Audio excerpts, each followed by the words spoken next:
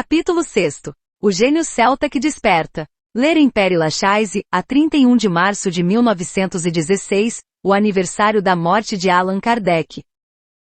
Enquanto um lago agitado por uma tempestade vê as coisas confusas engolidas nas profundezas das suas águas subirem à sua superfície, o imenso drama que está a estilhaçar o mundo traz à superfície, com energias latentes, todas as paixões violentas, as vozes e a fúria que adormeceu no fundo da alma humana. Nesta hora sangrenta, é doce descansar o pensamento sobre as grandes figuras que guiaram, iluminaram e confortaram a humanidade. Entre estes está Allan Kardec.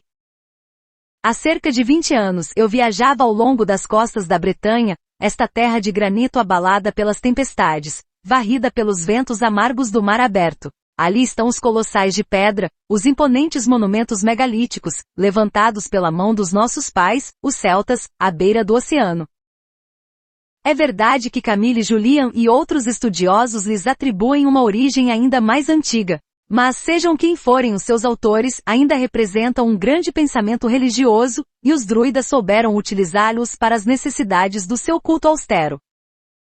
Camille Jullian, historiador francês, arqueólogo, filólogo e historiador da literatura francesa, estudante de Fustel de Coulanges, de quem publicou uma obra póstuma. Recebeu o prêmio Gobert em 1902 e 1908. Devo falar aqui dos famosos alinhamentos de Karnak, que na Idade Média ainda eram 12.000 pedras erguidas, do menhir de Locmariaquer, agora dividido em 3 seções, e que tinha 25 metros de altura. Devo falar dos dólmenes e cavernas funerárias que cobrem todo o país? Quantos viajantes passaram por estes misteriosos blocos sem compreenderem o seu significado? Quanto a mim, sempre me esforcei por escrutinar esta gigantesca Bíblia de pedra e ela revelou-me as crenças dos nossos pais, tão mal compreendidas, tão malignas pelo catolicismo idólatra. Deus é demasiado grande, pensavam eles, para ser representado por imagens. A natureza virgem e livre, só ela pode dar uma ideia do seu poder e grandeza. Cada pedra esculpida é uma pedra contaminada. É apenas sob as copas escuras das antigas florestas, ou do topo das falésias de onde o olhar abraça os imensos horizontes do mar, que se pode vislumbrar o ser infinito e eterno. Como sabem, também acreditavam na pluralidade dos mundos, na ascensão das almas no caminho das vidas sucessivas, e praticavam a augusta comunhão dos vivos e dos mortos. Foi a partir destas fontes profundas que Allan Kardec tinha retirado o seu gênio destas fontes. Foi em ambientes semelhantes que ele viveu outrora. Talvez não na Bretanha, mas sim na Escócia, de acordo com as indicações dos seus guias. A Escócia é habitada pela mesma raça. Os monumentos megalíticos são numerosos. E ainda hoje, entre as névoas melancólicas do norte, a tradição celta paira sobre os seus lagos e montanhas. As faculdades psíquicas e especialmente a clarividência são hereditárias em muitas famílias. Allan Kardec ensinou ali a filosofia dos druidas. Preparou-se, em estudo e meditação, para as grandes tarefas do futuro. Tudo sobre ele na sua última existência. O seu caráter sério, o seu ardente amor pela natureza, mesmo o nome Allan Kardec, escolhido por ele, e o dólmen erigido sobre a sua sepultura em execução dos seus desejos. Tudo, digo eu, recorda o homem do azevinho de carvalho que voltou à Gália para despertar a fé extinta e reavivar nas almas o sentimento de imortalidade, a crença em existências renascidas, e a estreita solidariedade que liga os mundos visíveis e invisíveis. É sob este aspecto, muito pouco conhecido, que gosto de te considerar, Kardec, meu mestre. É em nome destas memórias comuns que venho dizer-vos, inspirai-nos na realização do trabalho iniciado. Guiai-nos ao longo do caminho que os vossos primeiros esforços abriram. Assistimos agora a um dos maiores dramas da história, uma nova invasão dos bárbaros, mais formidável do que os antigos, que ameaça arruinar o trabalho de séculos, para submergir a civilização. Mas as qualidades heróicas da nossa raça foram reavivadas, bravura, espírito de sacrifício, desprezo pela morte. Perante o perigo, os filhos da Gália, os da Grã-Bretanha, Escócia e Irlanda, todos os celtas numa palavra, se viram unidos para travar a feroz adrenalina dos teutões. Com eles combate o exército invisível dos antepassados, apoia a sua coragem, inspira-lhes ardor, perseverança no esforço. Esta ajuda de cima é a promessa de uma próxima vitória. Após a luta, será necessário procurar os meios para elevar o país moralmente, para retirar dele o abismo dos males em que quase caiu. Antes da guerra, o que nos tornava fracos e desacreditados aos olhos do mundo era que éramos considerados um povo sem ideais, sem religião.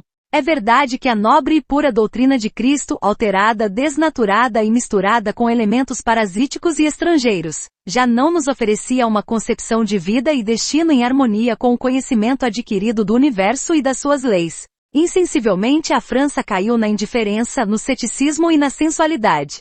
Mas aqui está um terrível abalo que nos detém nesta encosta fatal.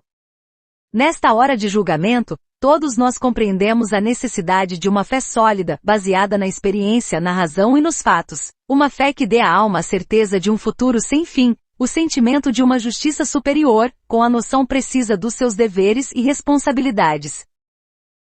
Poderão perguntar-me de onde vem esta nova fé. Tal como as qualidades viris da nossa raça irão preservar a pátria da ruína e da destruição, assim também o regresso às tradições étnicas irá restaurar a sua força moral, preparar a sua salvação e regeneração.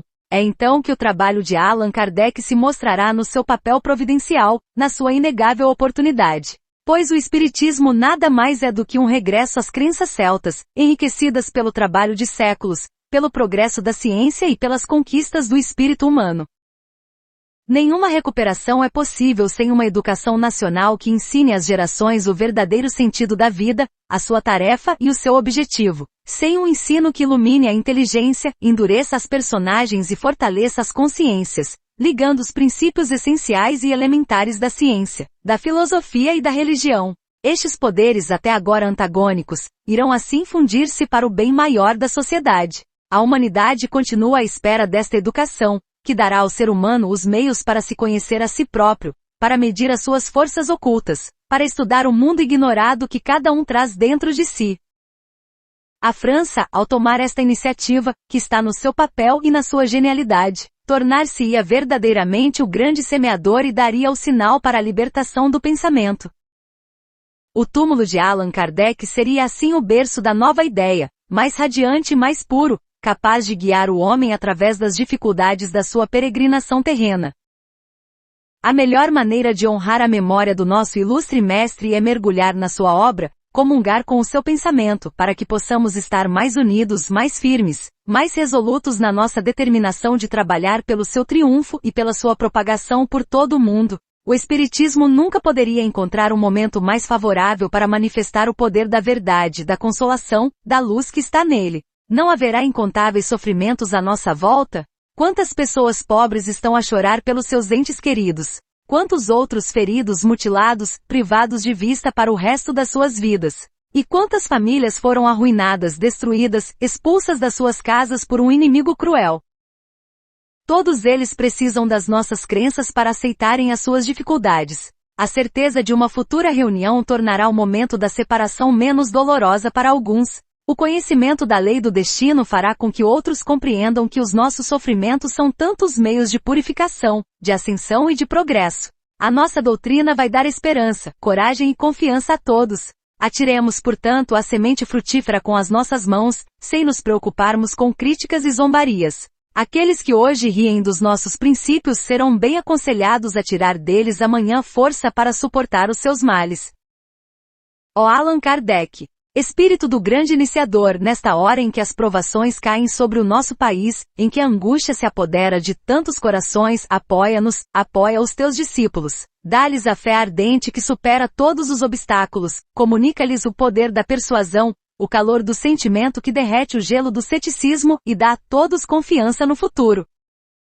Graças a ti, ó Kardec. Graças ao teu trabalho, após 20 séculos de silêncio e esquecimento, a fé dos tempos antigos está a reaparecer na Terra da Gália, e um raio de luz está a dissipar as sombras do materialismo e da superstição.